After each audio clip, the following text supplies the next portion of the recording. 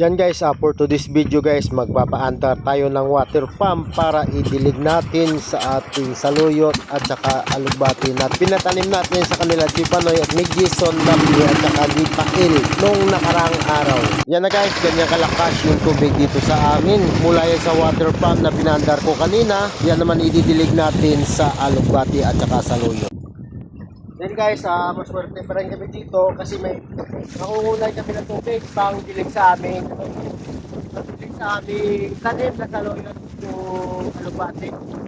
Kulay man, walong kulay na itatanim namin dito. Yung iba guys, kawawa sa sobrang init ay wala sila makukunan ng tubig pang padilig nila sa kanila tanim. Yung ginagawa nila, umukay sila ng balon para doon sila kumuha ng tubig. Kasi tubig na lang.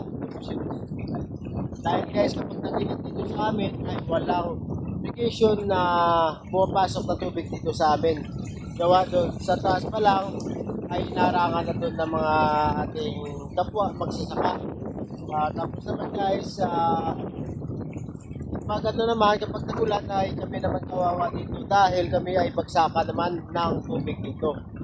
Lahat dito guys, kita nyo yan guys, puros tubig yung ano dito. Naapawan yung aming pananim, gulay, kung anong pananim namin, gulay, palaya, o ano man, palay man. Yun, isa naman cause na ng failure sa amin na magsasaka. Dahil, nakawala na naman sila ng irrigation. Dito naman ang wasad sa amin kasi yan guys, may ikot yan, nataluyan ng, ng tubig papuntang dagat. Tapos ito sa barangay hall ng barangay Bangka.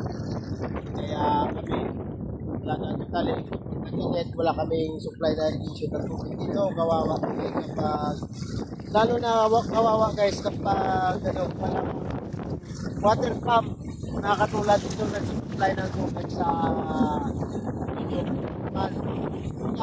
ito naman kapag tag-ulan ay tali kami naman ng issue dito sa baha. Yun lang, sana ang ating masolusyonan to ng ating nakaupo sa gobyerno.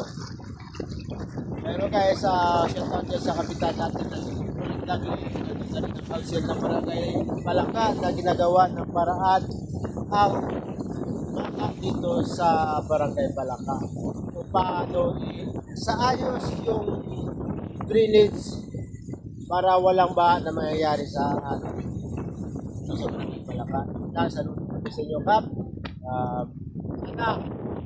matapos po yung service yung dito sa barangay Balaka ay proud din kami ay nga taga barangay Balaka ay ikaw ang kapitan lang. Thank you and bye-bye.